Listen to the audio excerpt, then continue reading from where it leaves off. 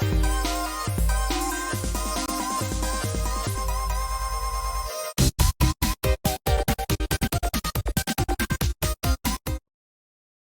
everybody, welcome to our early comics review video. I'm Andy. I'm Matt. We're here with Infinity Flux Comics out of Chattanooga, Tennessee, and this is our big show where we show you some of the biggest and best books that are releasing this Wednesday. So head on over to infinityflux.net right now where you can order these books. They are live. That way you don't miss out on any of the goodness because some of this stuff will sell out.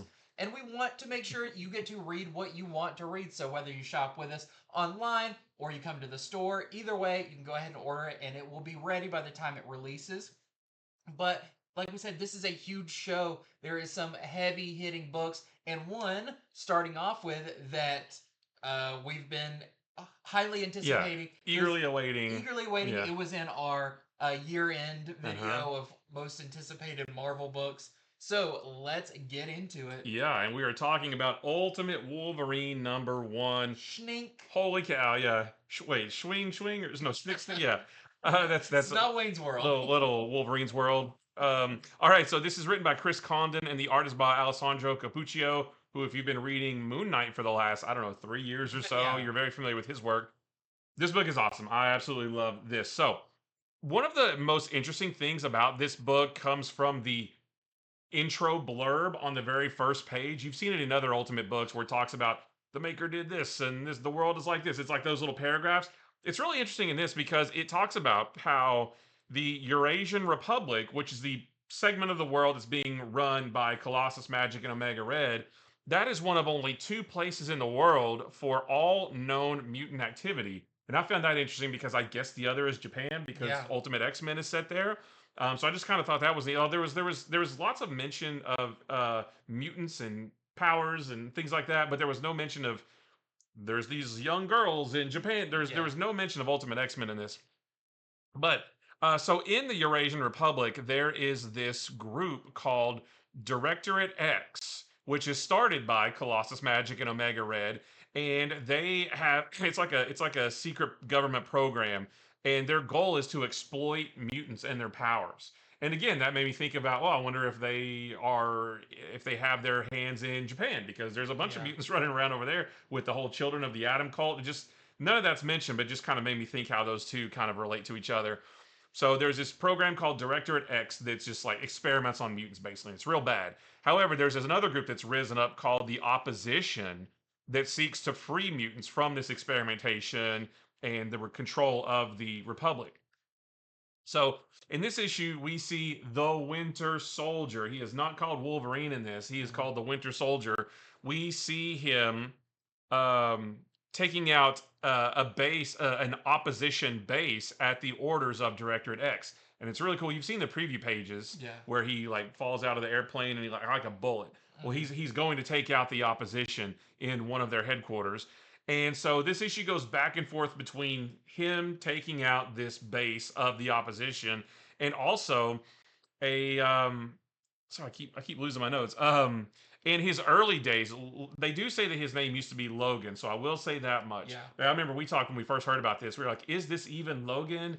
Maybe, maybe not. So they do say that his name used to be Logan before he was brought into anything. So we see flashbacks of his early days with Directorate X, where just like Weapon X in the 616 universe, he's not there willingly. He's not there voluntarily. They are experimenting on him. So we see, and I'm pretty sure that's where he got the adamantium, right? I mean, we didn't really see it. There's some alluding to where he was before this that maybe aligns a little bit more with your traditional. But there's a scene where you see where they kind of discover the extent of his abilities.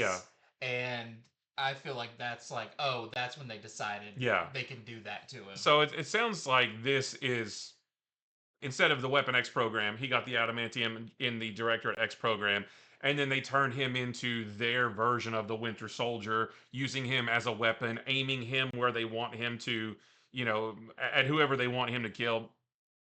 So we see his early days, and I don't want to say too much. I don't want to spoil what happens, but I will say, like, I want to say Wolverine, the Winter Soldier in this, he doesn't talk at all, but he is an unstoppable killing machine. We know Wolverine has Berserker Rage and his healing factor and all that, But seeing him go through this opposition base is amazing. Like the action is really good, the artwork is really good. We do see the Ultimate Universe's version of Nightcrawler and Mystique. That's not a spoiler. That was in the preview artwork as well. I won't tell you what their role is in this, but they are in this book. And yeah, this is just like really fun and action packed, and it's going to be interesting to see, does Logan or Winter Soldier, does he eventually wake up from this program? Because he's basically programmed. He's I mean, he's brainwashed. like the Winter Soldier. Yeah, he's essentially the Winter Soldier before he snapped out of it and became Mhm. Bucky again. He's a tool. He's a weapon. Yeah. He doesn't ask questions. They just point and shoot, and he just goes out and takes out the enemies. But will he come out of that programming at some point? Maybe. I don't know if he will. I don't know how. That's, I guess, what a large part of the series is going to be. And they did say this is going to be a 12-issue series, Yeah. unlike all the other Ultimate books that are ongoing. But maybe it'll get extended. I mean, we're a year away from that still. Yeah. But this first issue was so good. I just want this to go. Like, if every issue of this series is like this one, then this may unseat Ultimate Spider-Man and the Ultimates as my favorite Ultimate book, because this was just really, really good. This has all the action in it. Lots of, yeah. Majority of this book is just him tearing through Him stuff. literally just like tearing through guys like they were butter, basically. And then, like I said, it goes back and forth between that and how he got to Director X in the first place, what they did to him while he was there. Goes back and forth between those two things. I want to say there is an interesting thing in this. At the very end, there is a letter Mm. from a character that is in the issue that Don't- we haven't seen anything like this in Yeah, previous issues. But definitely read it, even though it is a lot of text. yeah. I do Don't feel, skip it. Don't skip it. I do feel like it helps you understand who this version of Wolverine or Winter Soldier is, and gives you maybe an idea of there's hope for this character. Yeah. But yeah, don't skip over that. I think there is another page of. There's a little bit more text in this here Mhm. and there. Read it; it's really important. And yeah, I'm excited also that this is a 12-part thing, because I feel like they have a plan for this story. Yeah. And I can't wait to see where it goes. I mean, were there other, their version of Weapon X?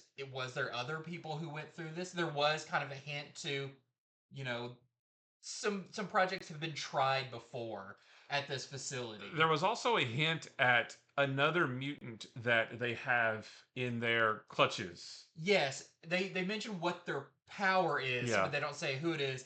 And my mind was like, suddenly you're guess who. I'm flipping down names and Yeah, I'm seeing yeah. who's left. I'm like, okay, well, this could be, because of the power mentioned, a significant character. Yeah, yeah, absolutely. So I'm very excited about that. So, I'm not the biggest fan of the Ultimate X-Men book. I remember saying like, this doesn't really feel like X-Men to me.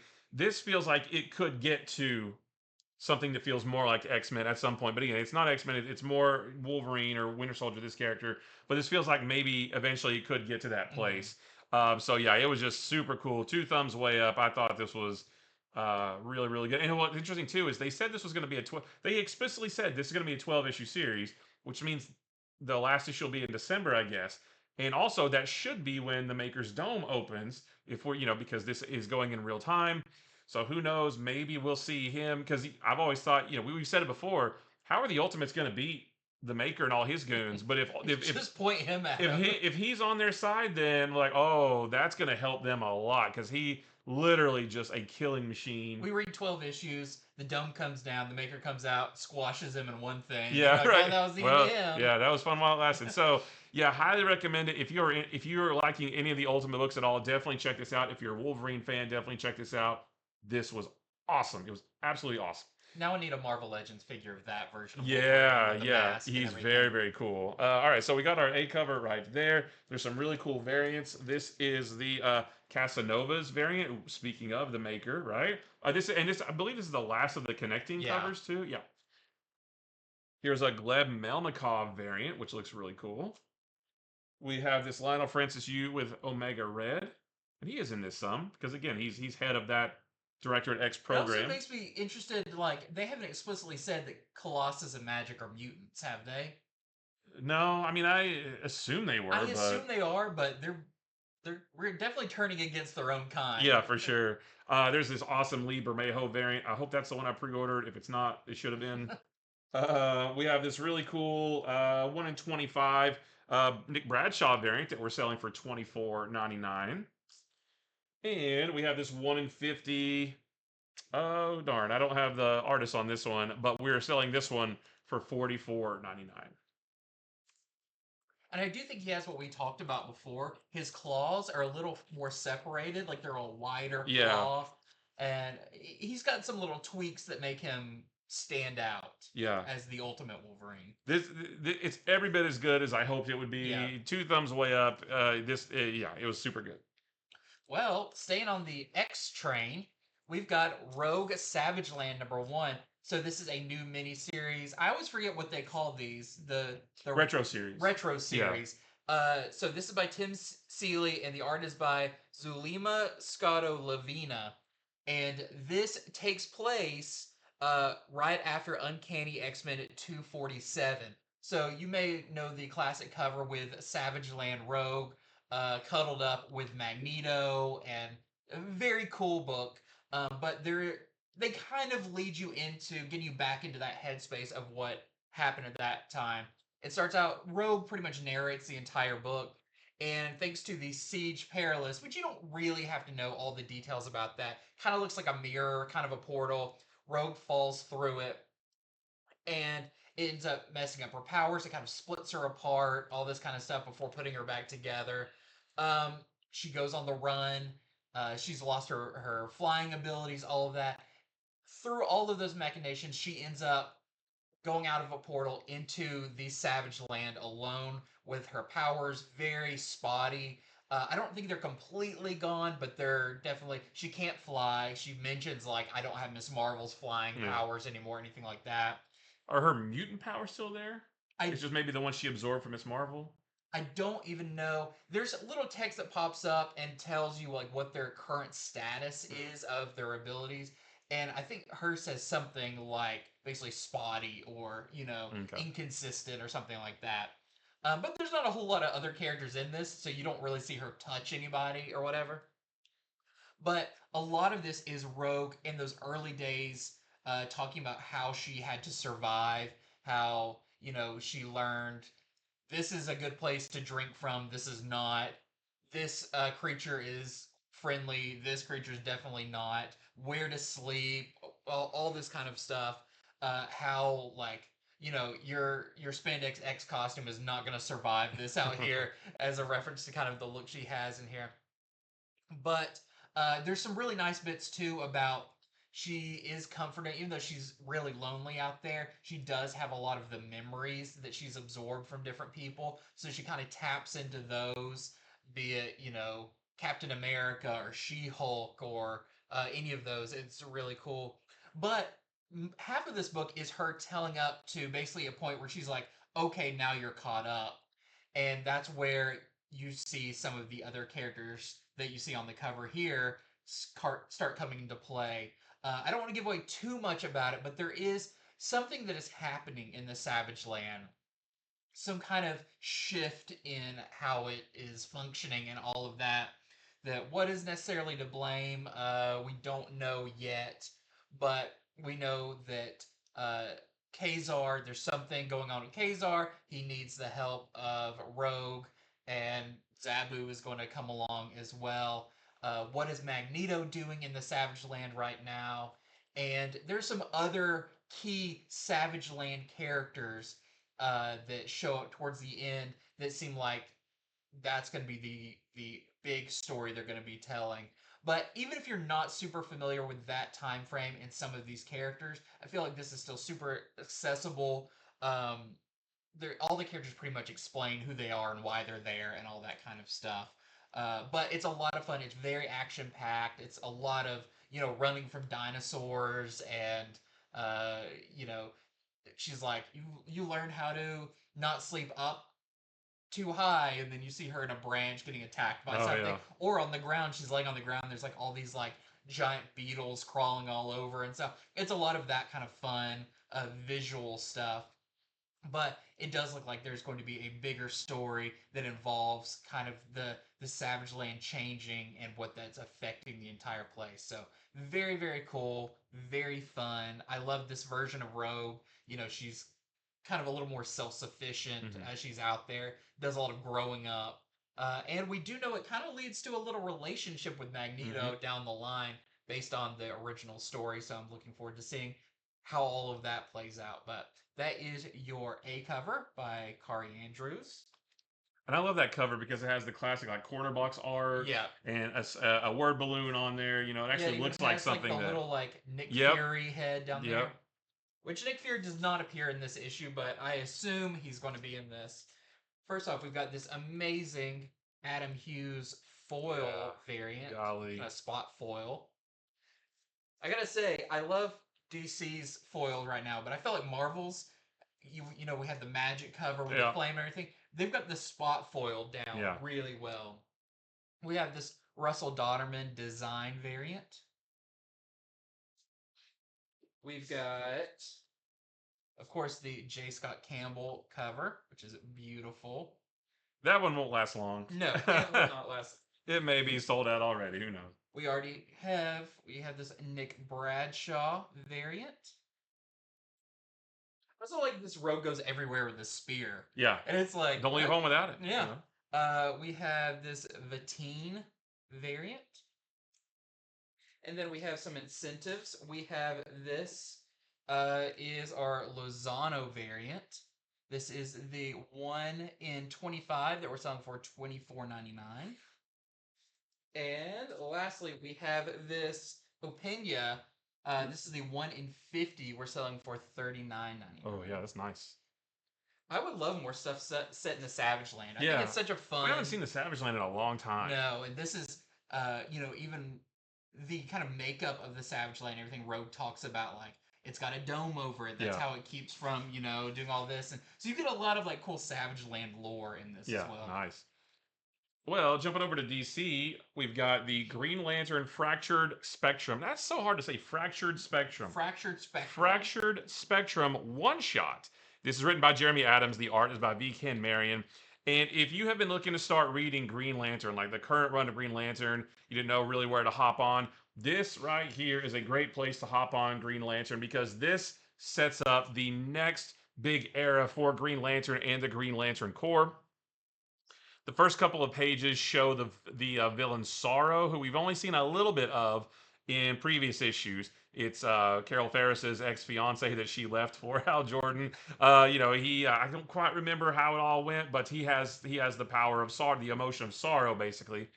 He's going to be sort of the next big villain. He's going to be known as Sad Sack. Yeah, right. So he breaks into the Library of Forever looking for the Book of Oa. What's he going to use it for? We don't really know yet. This is all just setting everything up right now. But then over on Oa, we see there are several Green Lanterns installing the green power battery, the one that was on Earth that we learned about earlier on in the series. After the green power battery on Oa got destroyed, Hal Jordan found another one on Earth, and that's how he was able to go on as Green Lantern. Well, they took that one off Earth. They're putting it back on Oa, installing it. When they do, it gives power back to the planet, which is really nice. So the Green Lanterns now have a power battery again. But not everything's all sunshine and rainbows, though, because the other power batteries of the other emotions, you've got rage and love and hope and all those power batteries are still destroyed because of everything that happened before this. That's what the last year and a half of Green Lantern has been, basically. And so that's causing a little bit of disarray in the galaxy. So it's going to be up to Hal Jordan and the other Green Lanterns, the other Green Lantern Corps. Their job is to keep the galaxy from descending into chaos again. We have the Guardians of Oa back, but this time they're more acting as advisors instead of commanding the Green Lanterns where to go and what to do. They're just like advising what they should do and giving them pertinent pieces of information and things like that. So it's much more of a partnership than it was before. So that's really nice. Um, and like I said, the Green Lantern Corps has been reformed. There hasn't been a Green Lantern Corps in a long time because of the United Planets and their little like Wish.com version, their Timu version of Green Lanterns or whatever. So the Green Lantern Corps, the United Planets is done. The Green Lantern Corps is now the police of the galaxy again. So basically, it's almost a return to status quo for Green Lantern. Not quite yet, but more than it has been in the last couple of years at least. And there's a little bit more to this issue, but I won't spoil any of that. But yeah, everything, like I said, it's a great jumping on point. This is just a one shot, and then it's going to continue on in the next issue of Green Lantern, whichever that. Well, I think it's like 18 or 19, something like that. And then also the Green Lantern Corps #1 is coming out very soon as well. So yeah, just a nice next beginning of Green Lantern. You when you so much of that does sound like getting back to form with Green Lantern. Talking about the Book of Oa Yeah. and like the power battery being back Yep. on Oa and stuff is like that is peak Green Mm-hmm. Lantern, is having all of those familiar things, but like kind of the deeper lore. I like that the Guardians are back. Yeah. You know they're not going to stay humble for long Probably because not. they're just Hopefully, well, hopefully they will. But they're terrible little blue yeah, guys. right. The Smurfs, I think, is what Guy Yeah. Gardner always Yeah. referred to them as. But yeah, that sounds so great that we've got Green Lantern feeling like this whole series has been great, but it's been getting up to this point of Yeah. like we're back. Yeah, and if you haven't been reading Green Lantern, you might be a bit confused. It's like, oh, what happened to the power batteries, and where were the Green Lantern? Like, it will make you want to go back and Yeah. learn, and I recommend catching up with this run because it's been very very good for the last year and a half. But it's not necessary because it's not hinged on. It's not like you're coming into the middle of a story arc, and the story arc is all around the destroyed power batteries or whatever. It's like, yeah, they're destroyed. If you want to find out how it happened, you can go back later and read it, but it's not like dependent on knowledge. Just know that they're cleaning up everything basically, and everything's getting back to normal. All right, so there's our A cover right there, and we have this really awesome. That's Steven Segovia. That's the one I pre-ordered with Kyle Rayner's in this a little bit. We get a little bit of Guy Gardner. Like, the lanterns are back. It's not. Yeah. I love Hal Jordan. I'm a Hal Jordan guy, but it is nice to see the other lanterns back as well, and they are back in this. Well, I've got another cosmic DC book. This is New Gods #2, and boy howdy, this is. I was trying to think of like Boy howdy. like what this series feels like. It is an epic in the scope of Yep. like a comic equivalent of like a Beowulf or an Odyssey or Iliad or something like that. Like you can tell that they're crafting this kind of new era that is kind of an homage to the Jack Kirby Fourth World stuff. How big of a deal that was. But Ram V is killing it with this. So the first issue we learned about, there was this new baby that was born on Earth after Darkseid had died in the All In special. They kind of created a vacuum, and Highfather's now worried that this baby might be the new Darkseid, or it might be something worse. Yeah. He's basically like, I don't know what it is, but I don't like it. The baby could end up being good. It can end up being bad. Nobody knows, and the Highfather just doesn't want to take that chance. Yeah. But and of course, Highfather is such an authority figure. Basically, this has to be done. This child has to be taken out. He puts Orion, his adoptive son, on it to, you go do this. And he goes, of course, to Mr. Miracle and says, hey, you've got to stop me. You've got to get this baby away from me. I know you're the only one that can do that. That's where we pick up this issue, where we do learn that Highfather does have a little bit of a reason for believing this child might spell doom, because he's been having these dreams of the fall of New Genesis and his death and all this kind of stuff. So you kind of see where he's coming from all of this. I'll say there is kind of a cold open in this as well, where you don't quite know. They're talking about this character and you don't know who he is or what it's all about. But that will be explained by the end of the issue, and that's kind of a big deal. Also, we have Mr. Miracle, who now is wrestling with the idea of like, do I need to go out and do this task that Orion has asked me to do, finding this child and getting them away? But I have a new baby and I have a wife, and he's kind of contemplating himself in the mirror. I don't know. Had we had his daughter's name before this? Well, we had it in the first issue. I don't remember if maybe it's funny because in that multiverses with there was a comic book version of the Multiverses game Yeah. with Bugs Bunny and all those guys.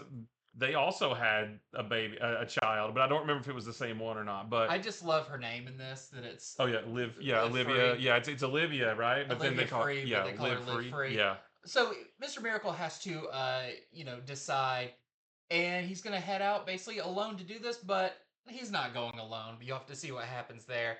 Um, Plus, we do see a little bit more of what's happening on Apocalypse now that Darkseid's gone. This is a big deal. This has created definitely like they've lost their figurehead, and different Apocalypse residents. They mentioned Mantis, yeah. and some of those are going to war with each other and everything. It's just chaos. Desaad doesn't quite know what to do.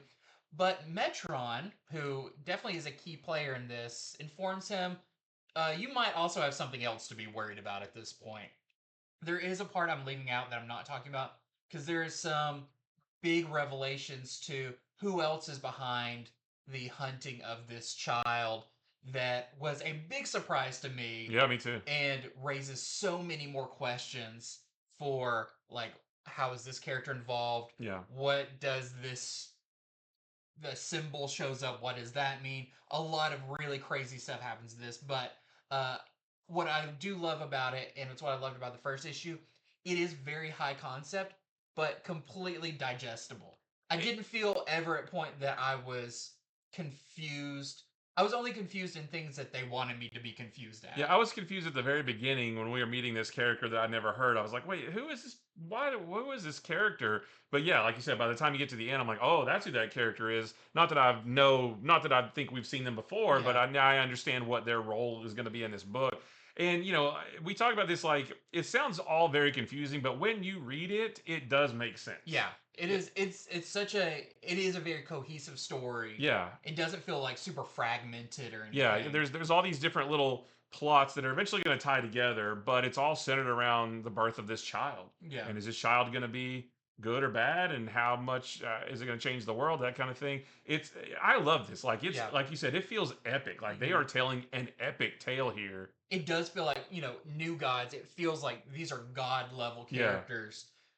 When they do something, it shifts all of yeah, humanity because of it. yeah, yeah. I like it a lot. So like I said, when we're talking about it, it sounds weird, but just read it and it will make sense. Yeah, yeah. Especially if you read the first. Don't start with this. No. But if you read the first issue, you'll get understand this by the time you get to the end. So Yeah. the art in this is really Oh, cool. the It's art's very great. different, but it Yeah. works really well for Yeah. this. A little surreal Yeah. characters, that kind Yeah. of The art's stuff. really good. There's a couple places in here with the art made me I think of Daniel Warren Johnson. It's not Yes. super action heavy, but like some of the The like the layouts and font and everything, like yeah, oh yeah, it's so good. there's when a character steps out wearing their full costume and it says their name. I Yeah, was like, yeah. that's very Dan Warren That's what I Johnson. thought, yeah. And in the beginning, there's a 2-page spread that it kind of like spills out from one spot Right. with a bunch of scenes. It was really cool. It's just really cool. So yeah, I can't recommend New Gods enough. Which I love saying because there's been some New Gods stuff in the past that is almost impossible to read because Yeah. it is so dense and everything.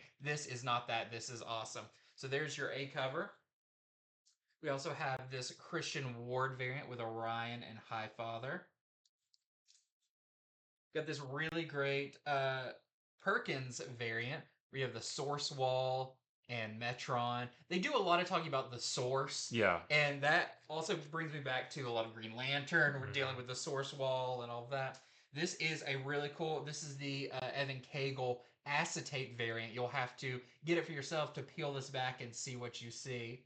But if you know anything about Orion, you know that he's got a couple of faces. Yeah. So very cool in there. And lastly, we have this Walt Simonson 1 in 25 variant. We're selling for $24.99, which that is some classic looking New Yeah. Gods. I never thought that look for Orion was bad, but now that I've seen his new look in this book, I'm like, oh wow, this new one's way better. Yeah, You I know? kind of okay, and also this weird little like hover thing he's on. Yeah. There's a new version of in this that is sick. That's way that cooler. makes Yeah. way more sense Yeah. than whatever Yeah. that is. Yeah. I love New Gods. I thought it was so good. Yeah. Well, and then so to kind of go along with Darkseid's death or his disappearance and what that means for the DC universe, we have Challengers of the Unknown #2, and this one is also amazing. So this one is it's written by Christopher Cantwell, and there's art in this by Jorge Fornes, Sean Isaacs, and Amanke Nwelpen. And Jorge Fornes does kind of like the prelude, the prologue, because it's kind of set back in the past, and in his kind of style, and it's kind of like duotone a little bit, It's a like little retro yeah, looking. and it works out really well. So those first few pages, like I said, it's a bit of a flashback that kind of shows the early days of the Challengers. When they first started, and it focuses specifically on the robot Ultivac, which June Robbins built. She's one of the Challengers, and initially Ultivac was an ally of the Challengers, but it started to become obsessed with death and viewed death as power. It was like one of those like I can't compute this, so I must learn more Right, about right, it, and yeah. it kind of corrupted it. Yeah, I mean, so it eventually became the Challenger's enemy until they were able to destroy it, and that was all in the past. So then, cut to present day, and June has discovered that the radio signal from one of the dark side anomalies that they talked about in the first issue. They said there were 4 different anomalies, I think. And the first one was on Mars. We saw that one in the first issue. Well, this one is a radio signal coming from deep within the ocean. That's another anomaly, and so she researches it and learns that it's actually coming from Ultivac, or the language, the signal is one that Ultivac used Yeah. when it was still alive, basically. So it's coming from the ocean. So June and Batman and Aquaman and some of the Sea Devils. So you're getting some deep cuts in Yeah. there. They dive way down deep into the ocean to try to find out what is broadcasting this radio signal. What they find there is not what they expected. And that's all in just the first half of the issue. But that's where I'm going to stop, because the second half of the issue gets even crazier. They have to go to another place to learn more about this signal, and that part is just June and Batman, and it's just it's so cool. And I really like this series because it's dealing heavily, just like New Gods. This book deals heavily with the disappearance or the void that Darkseid left when he died. But it's not just like, oh well, it's just these team of regular humans, science adventure people researching these things. No, there's a little bit of a clue in here that maybe Darkseid's disappearance is affecting the Challengers more than they realize. Like Yeah. actually affecting those characters. Not just to the point where, oh, we need to research these things. No, it actually may have an effect on them themselves.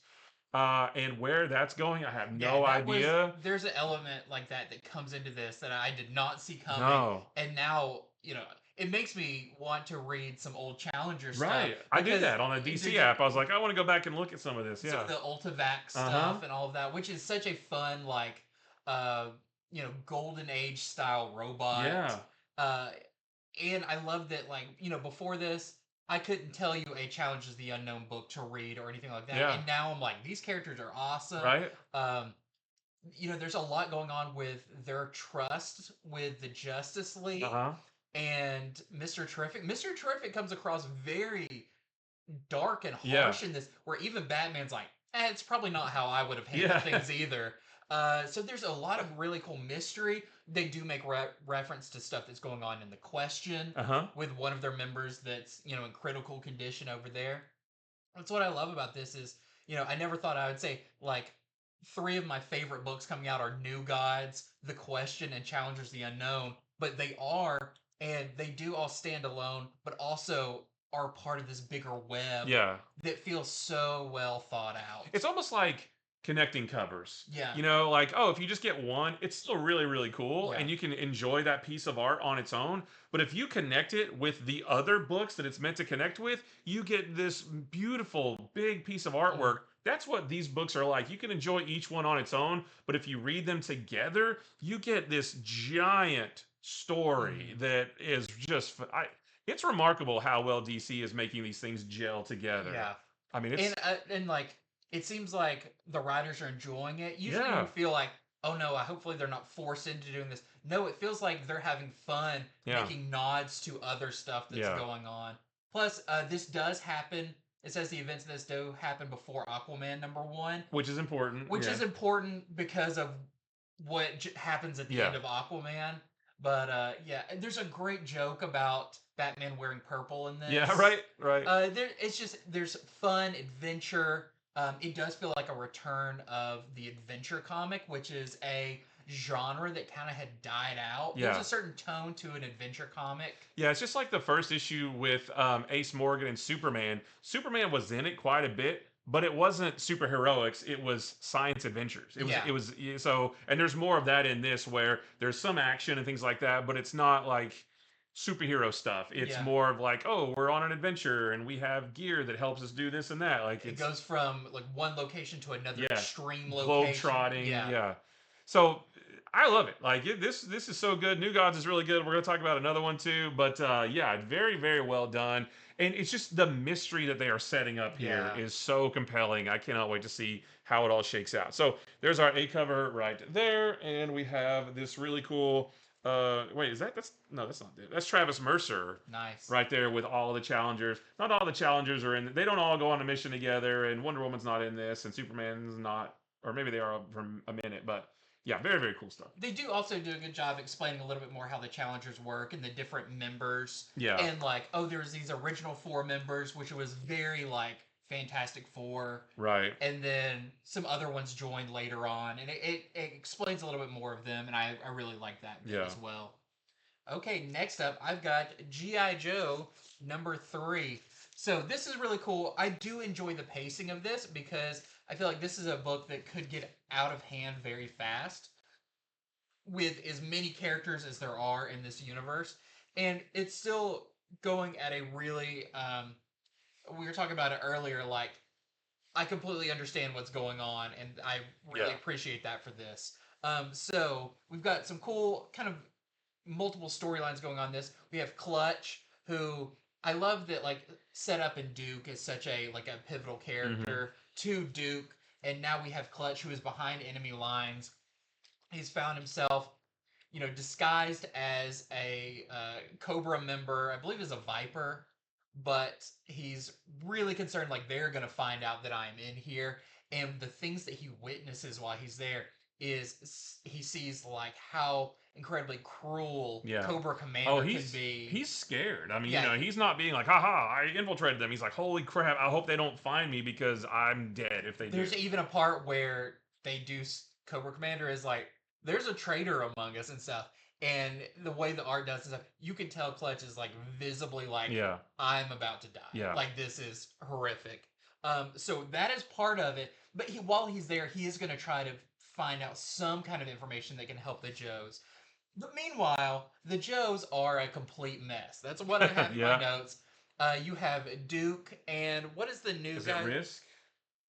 Risk. I think it's his name. Who do not get along at all. When we find them, they are in the middle of fist fighting each other as Baroness watches. And Hawk is just letting it happen. He's like, sometimes it's better just to let it happen, But this is some very hot-headed characters, especially with Duke and everything. But they are going to have to pull together to do something because they do get word that there is a certain individual. I don't want to give away who it is, but it is another new addition to this universe from the classic Marvel comic series that is being transported, and they are going to trial for something that they have invented. And of course now Cobra wants to get this individual and to take this invention that they did, and the Joes are going to have to intercept this kind of, as the characters in the car heading to this trial, they're going to have to try to get there first. And that's kind of the big set piece for this issue. It's got a fun final page, big bombastic scene and everything. But really fun. It was a really fun issue of G.I. Joe, and I like how it's continuing to. I feel like right now it's taking some of the pieces that we saw in the different series, like Cobra Commander, like Duke, and it's placing them back into the G.I. Joe books to get us re-familiar with a lot of them and everything. But overall, another great issue with issue #3. Plus, I love that there's vehicles in this, and you know exactly like, oh, that's I know that classic. You're like, I remember which birthday I got that toy on. Yeah. Especially the final page. Yeah, It's like, oh yeah, the missiles and everything, Uh-huh. and yeah, very cool. So there is your A cover, and we've got a couple of variants. So we have this great Villalobos variant. Which I gotta say, I like Baroness being a Joe. Yeah. Like she's kind of the only one that has a level head Right. on that team. We've got the David Finch cover. Yeah, Baroness should be the leader. She's the only one Honestly, thinking straight. Yeah. we have a 1 in 10 David Nakayama variant. Which is very cool. We're selling for $5.99. And we have a 1 in 25 Travis Moore variant. We're selling for $9.99 with Baroness.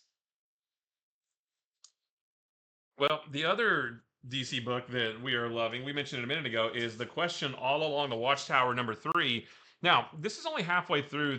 This is like a 5 or 6 issue miniseries. We're only halfway done, but it's going to be hard to talk about without spoiling everything because even though we're only halfway done. All the cards get laid out on the table All in the this one. mystery that was set up, Yeah. you do learn basically everything. Yeah, so the Question and Batwoman they I tried not to write that. I put interrogate because I didn't want to write the Question and Batwoman question the Eradicator because that's what the Question does. But yeah, so they interrogate the Eradicator who was in last issue. They've got him locked up. It does something really cool. Yeah. Where it can make her stand toe to toe. Yeah, but also kind of stupid. Like I was thinking, why do you do that? It's a brash move Yeah. to try to pull off. Yeah, so that may or may not have been a good idea for them to do that. But while that is going on, there is something or someone else attacking the other members of the Questions team, like Ted Cord, Jaime Reyes. You know, we know that they're all working together. And by the time you get to the end of this issue, we learn who is behind all of the craziness from the first couple issues. Who they believe is kind of infiltrating the Watchtower. Yeah, because that's been the big thing. Is like something is trying to get into the Watchtower's like security systems. Yeah. And we find out who that is in this, which I didn't think we'd find out till like next to last issue, but no, you find out here. And it's really cool because that character was teased recently in another book that I remember when I saw that in the other book, I was like, oh, I wonder if we're going to see that character at some point soon.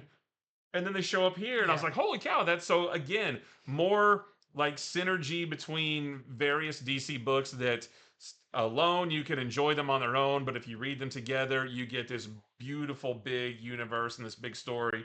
So, and now that we know who it is, I'm like, how are the Question and Batwoman and the rest of them? They may be in over their heads. I was about to say, especially like these very ground level characters. Yeah. Seeing what they're going up against is like, well, that's gonna take one punch and like they're all gone. Yeah. Like, so how once again, how are the heroes gonna win this one? Yeah, right. So very, very good. You know, I'm the artwork in this by seeing Torm, it seems like it's getting better and better and better. Like this is the best stuff I've ever seen him do. And you know, Renee Montoya is growing. I never didn't dislike her, but she's really growing on me. Been in a ton of stuff other than like 52 and some kind of a background characters and she's always been in like backup stories and stuff, but this is great. Renee Montoya stuff. Batwoman is great in this. Everything. So. Very awesome issue of the Question #3. That's our A cover right there, and we have some cool variants. This is the Jorge Fornes with wait. So is that like a window or is that like a solar panel? It looks like a solar panel with Superman flying down there, and then this really cool Lucio Perillo variant with Renee Montoya and part of her mask ripped off. Which is always weird looking. It's very weird because there's been multiple versions of what the mask is. It used to be like a putty. Yeah. That I think Vic Sage rubbed on his face, but it also changed the color of his hair. Right. I think hers is just like a straight up like mask. Yeah. I haven't thought about that cover. Yeah. When you pulled it, I was like, oh yeah. Yeah, I didn't notice that before, but yeah, I haven't thought about that. Okay, well, next up, I've got an interesting one. This is Amazing Spider-Man 65 Deaths. So, Amazing Spider-Man is, this is not a new thing to that. I think during the Craven story, do you remember what those were called? They were I think they were like just called HU or something like that. Yeah. Hunted.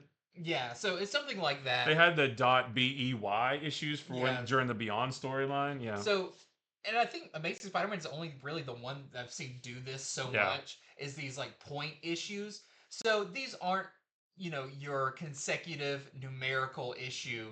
It's kind of like how events have tie-ins. Yeah. This isn't an event at all, but this is like a tie-in to the main to the story that's going on in Amazing Spider-Man without being an actual tie-in Yeah, or yeah, without being a different title, and it takes to the end to see how important or how not important these were. Oh, it was .gh for Grim Hunt. That's Okay. what those old ones were. But this one, of course, is dealing still with the Sidorak and the 8 deaths of Spider-Man and all of that. So this one is written by Derek Landy and the art is by Kev Walker. And this literally picks up like the second the last issue ended. Spider-Man, after dealing with the sister Sidorak from the last one, where she made him basically view the death of innumerable friends and family members, and kind of made him feel like there's, no matter what I do, this is inevitable type thing. He had one of his classic Spider-Man, I'm not going to be Spider-Man anymore, what's the point? He everything but throwing his costume in a garbage can or Yep. walking down an alley.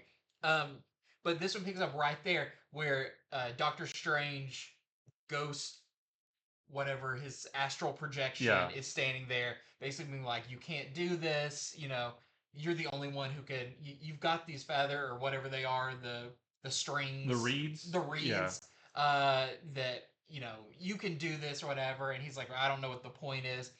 But now we see that I think we saw in the previous one too. Someone else is there. It is Agent Coulson, who died and got brought back and is now the bearer of the Black Infinity Stone, the Death Stone. Which, if you're reading the Infinity Watch big storyline, he was a part of that.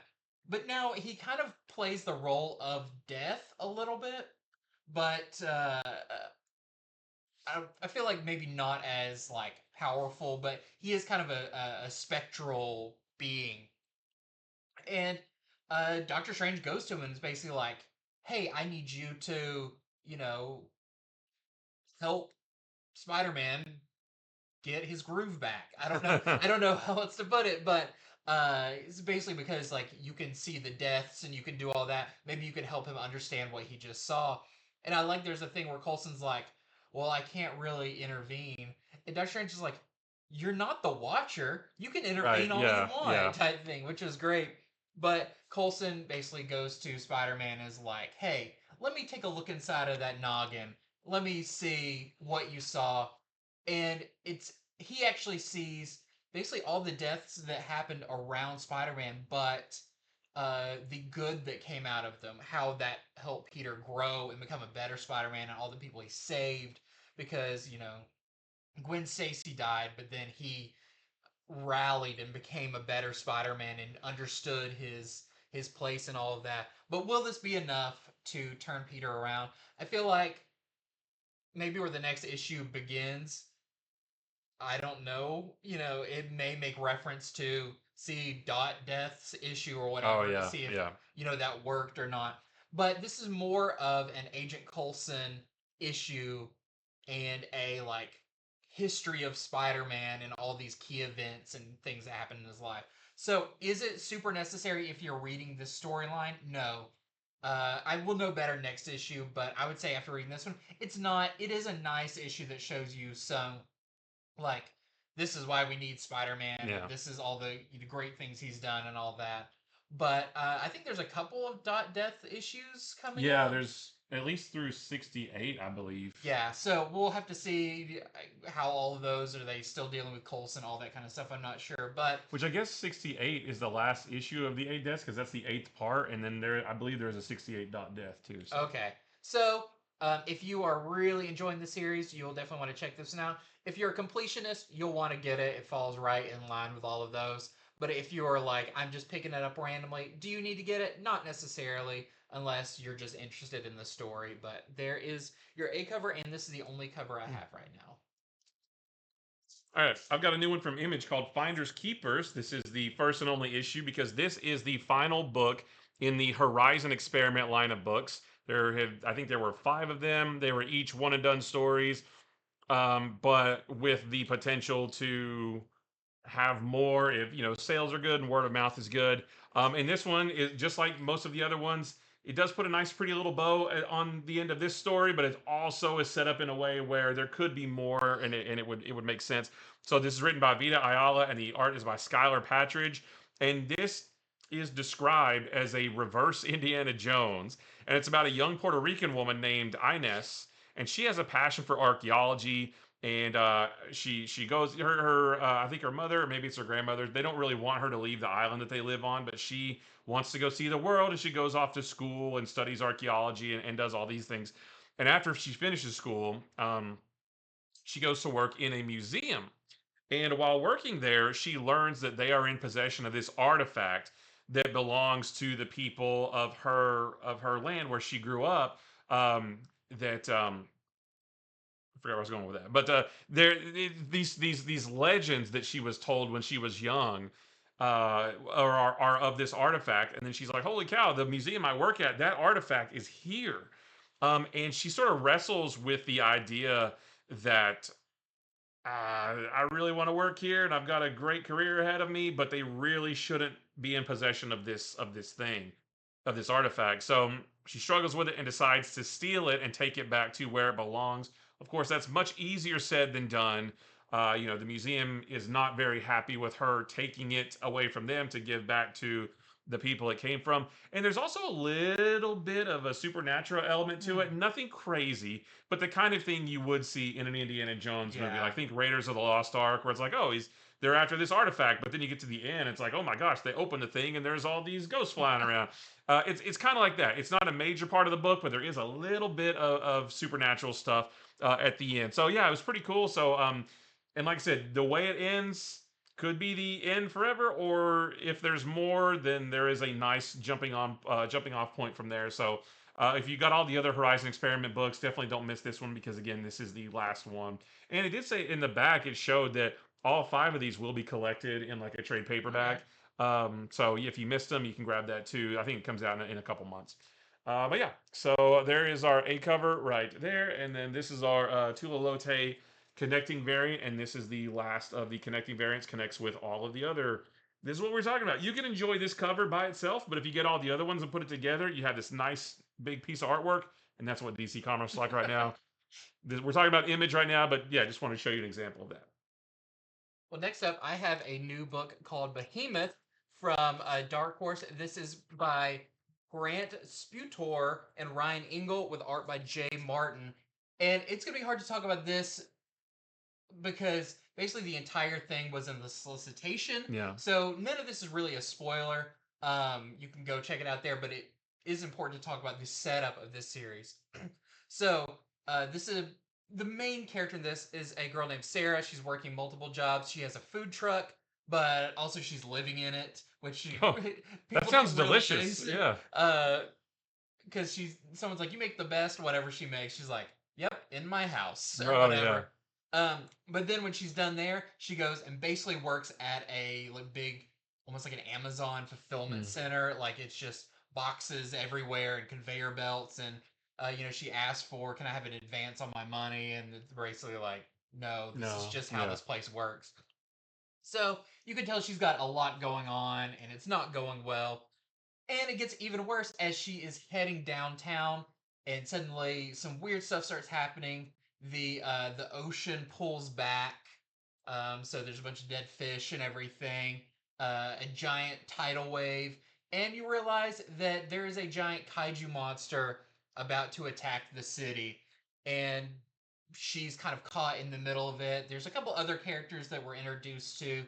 We don't know a whole lot about like what her relationship with them is, but she's also during this kind of just like, oh, but my food truck, and they're like, don't worry about that right now. Yeah. But they try to get away.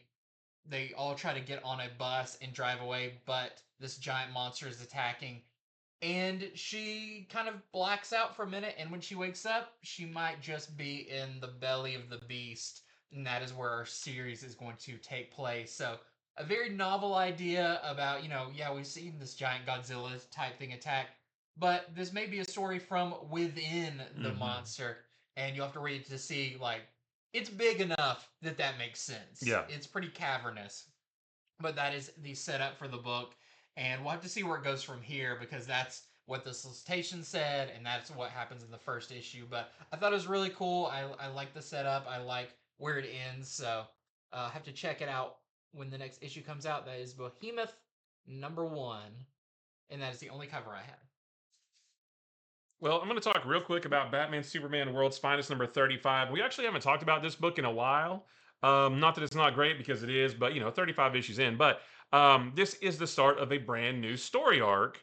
And there is this mysterious disease that has struck the underwater city of Tritonus. And it's turning the citizens there into this weird type of zombified monster.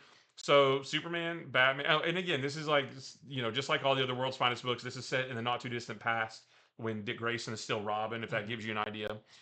So Superman, Batman, Robin, and Aquaman, and that's why I wanted to read this one and talk about it, is because Aquaman is part of this story.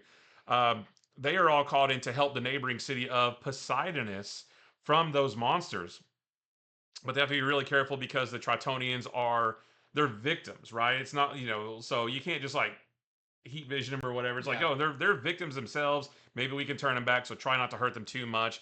And they are the combined might of Superman, Batman, Robin, and Aquaman are able to fend off that initial attack, but that's only one battle. They didn't solve any major problem, and it might end up resulting in a full-on war between these underwater cities. So yeah, just a cool brand new story arc. I remember when we first heard about this, we were both really excited because Aquaman was going to be part of this.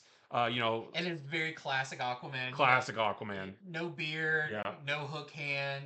Even I liked one part the way the artist drew Mara. She did look a bit younger. Yeah. Like it did look like in the past. There's also another character, a very classic Superman character that appears in this that I was very excited about because it's a very goofy character from his Like from the past. Silver Age, right? Yeah, from the Silver Age of Superman that I love seeing in here. And this issue pairs so well with Challengers the Unknown because they both involve Batman and Aquaman going to the bottom of the ocean. Batman having to wear like a scuba gear. Yeah. Like it feels like I almost wish like the Challengers one reference like, hey, remember when we did that thing before? Yeah, that would have been really cool. Talk about synergy. If the new Challengers reference this, that would be cool. But yeah, it has that same like underwater mysteries. Yep. Involving Aquaman and Batman and stuff. So yeah, just as good as all the other World's Finest issues have been, only this time we get Aquaman as well as all the other cool stuff. Yeah. So there's our A cover right there, and we have. So this is from Frank Cho. Well, actually, kind of. Okay, yeah. I'll just say that's our Frank Cho cover right there. I was gonna make another comment about this, but I won't. And then for if you're feeling a little bit cold, you can get nice and steamy with this sweater weather variant by Chris Anka. This does not happen in the book.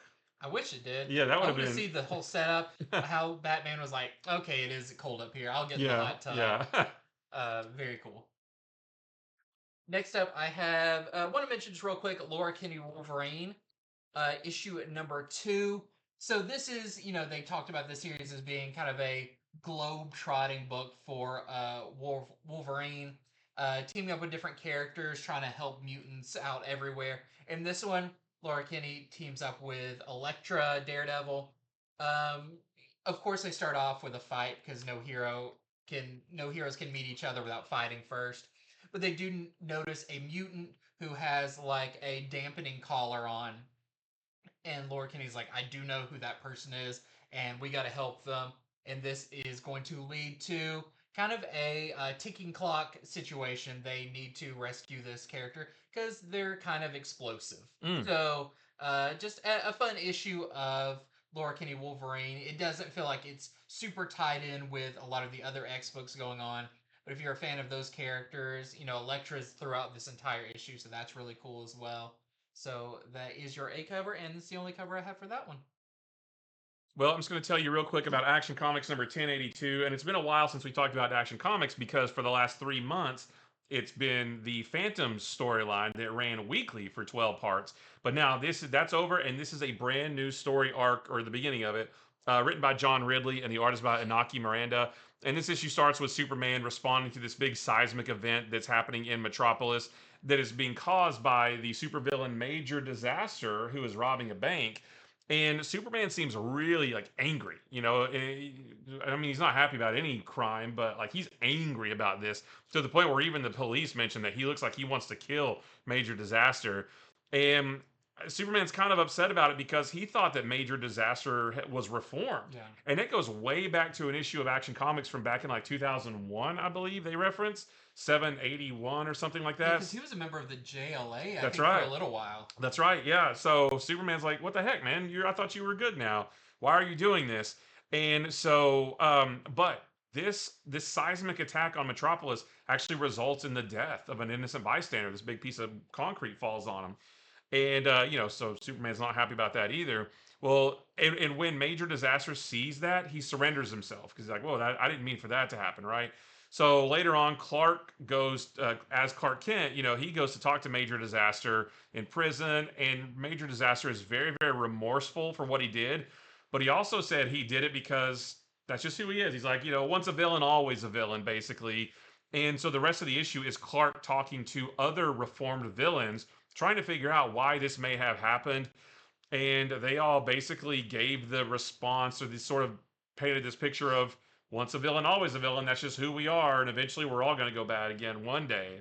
And so I didn't really know. Like, I was like, what is this story going to be? And reading ahead to the next couple issues and the solicitations, it does seem like there is an organization that is behind all of these reformed criminals going bad again. So I'm interested in that. But I have to say that this issue is pretty depressing because they're like, well, there's nothing we can do. We're just always going to be bad guys. And there's even a part where Clark is talking to Lois, and he said, inspiring hope in people takes a lot of work, and sometimes I feel like it's not worth the effort. And I didn't feel like that was very Superman at all. Like that was really, really weird.